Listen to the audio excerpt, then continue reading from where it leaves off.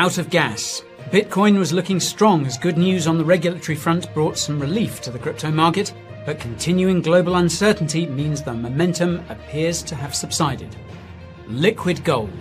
Speaking of uncertainty, oil is top of everyone's mind at the moment as Iran's stranglehold on the Strait of Hormuz sends prices vertical. But never fear, the US has a solution. Make it happen. Crypto needs the Clarity Act to pass before it's too late. We look at where things stand and ask whether there's still time before the election cycle begins. So we'll be going back and taking a look at what's happened with Bitcoin, of course, and the crazy week that it was. We'll be taking a look at what's going on in the oil markets because it has been a wild ride in the oil markets, right, Guy? It has, yeah, it has. And yeah, this latest announcement has sent them back the other way. I for one, am relieved that I have not been trading or trying to trade oil recently. It's one of those things that just it must have wiped so many people out. But yes, so we'll be talking about oil. We'll also be talking about the progress of the Clarity Act, the flagship crypto regulation that we need to get passed.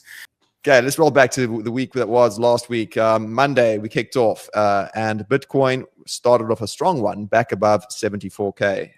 So, yep, we zoomed past 74K. And the most reliable bidder in the market was out again on Monday, right, Guy? He was. Michael Saylor bought his biggest bag in months, 22,337 BTC. Yeah, I mean, it's basically him keeping the market afloat, I think. It's basically mostly just him and strategies, basically the perennial. But we've also got then on Tuesday, Bitcoin came back above 75K. So we're rolling higher and higher. And we also saw some movement on the crypto bull, which we'll be getting onto in a bit, right? Powell was not having it. Obviously, Powell and Trump, I think any bromance that might have existed at any time between those two is pretty much dead in the water. Powell, yeah, he does not really care what Trump says. And he also said, because we had this news last week that various investigations into Powell had been suspended and had been called off. And I think the judge ruled that they were basically designed to intimidate, really. There was no other merit to them. So Powell, I think, is very much kind of digging in his heels against Trump. And he said he just would stay on as long as any investigations were ongoing. Yeah, man, credit to him, standing up for his ethics. On Thursday, on top of the hot PPI numbers and then the no cuts. And also, by the way, there was... in terms of the forward guidance and in terms of the dot plot, they were only penciling in one cut for this year. So this, of course, sent the market slower. Bitcoin fell below 70K. It did, yeah, it did. Friday, it recovered a little bit. It was back above 71K. But all the real action was in the equities market. Equities were going crazy.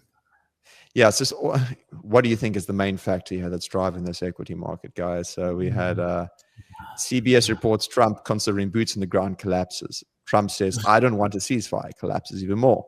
Trump says, we're considering winding down the Iran war, and starts picking up. And then, so it's just all over, man. It's Trump driving the markets, driving the narrative, literally the main character there.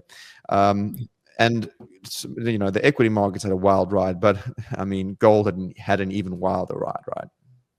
Yeah, gold saw its biggest weekly decline since 1983, which is just wild. I mean, okay, it had pumped a lot, and we've talked about that a lot on previous streams, but I mean, it was very much holding steady as not only as the debasement trade, but also the safe haven off the back of central bank buying. The People's Bank of China is continuing to absolutely hoover the stuff up. And yet it saw this massive drop off. Like I say, biggest since the 80s. Yeah, crazy. Yeah, and this, I believe, was the threat to bomb civilian infrastructure should they not open the straits in 48 hours. Anyways, of course, Bitcoin collapsed on this news. There we go. As per usual, the only asset you can sell during weekend hours is the one that is crypto, so it gets sold. And then as the markets open today, Asian markets sold off aggressively as well. Yep. Yep. Asia's been particularly exposed. I think, a lot of Asian oil comes through the Strait of Hormuz. Right now, we've had this pump that's come through, and we are back above the 200-week exponential moving average. But it will determine, in terms of direction, in the coming weeks, we will have to try and close back above that 72 to 74K range in this coming week to regain that momentum.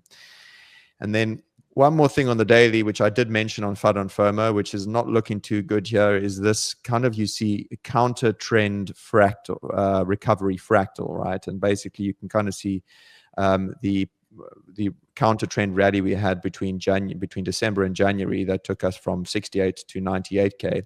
Seems to be playing out again now to a degree. And you can also see the similarities with the MACD, the bearish MACD crossover that happened after that collapse in that trend line. And we've now got a bearish crossover.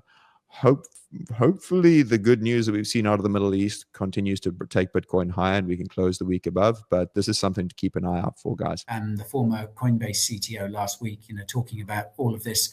And, he made a really interesting point, I think. China has been leading the way on kind of the move towards renewables, reducing its dependence on oil, in the form of solar panels, nuclear power, electric vehicles, etc. And I think, that transition is only going to accelerate now, I think, because even if, I know there's a lot of opposition to that. There's a lot of opposition in the UK to what, is called net zero there. But I think this is going to remind people that oil, not, even if you put aside the environmental aspect of it all, oil is inherently unstable because of where it's produced, how it has to be moved around, how it has to then be refined, how there are all these choke points in the system. And I kind of think, the long-term effect of this is basically going to be more countries doing more to move away from dependence on oil, because I don't think, I think the consensus is going to be, we can't really go on like this, surely. What's going on, guys? So honestly, not that much has changed when it comes to technical analysis or when it comes to the charts on my end. Personally, from the FUD and FOMO show, I did say that I was in a long position on Bitcoin, so I did buy some Bitcoin. And honestly, I am really hoping, obviously, since I bought it, that it does end up reclaiming this. It looks like it's already on its way, reclaiming this diagonal support line, and then eventually going back above the, big horizontal line, which is somewhere around 71,000, that big resistance. So if it gets back above here, that's what I'm hoping for another move up to at least 78,000, 79,000, which is the 50% Fibonacci. That's where I want to be taking my profits. And if it does actually come all the way up to 81, 82, 83, 84, anywhere up here, that's where I'm going to be looking for shorts, because like I said on the FUD and FOMO show, I do eventually expect it to come back down. But right now, this is probably the only coin that I want to be looking at, because the RR is good, the risk reward is good. And pretty much with other coins, it's still too unpredictable for me. Because, we're in a bear market, right? So it always goes Bitcoin and then Ethereum and then other altcoins and stuff like that. But I mean, I'm sure other coins probably will do okay. I know, ZEC was a big one in 2025, right? You could see it did this absolutely crazy run up and then even had this right here. So some of these ones I could be looking at, but honestly, I think the safest bet is just with Bitcoin.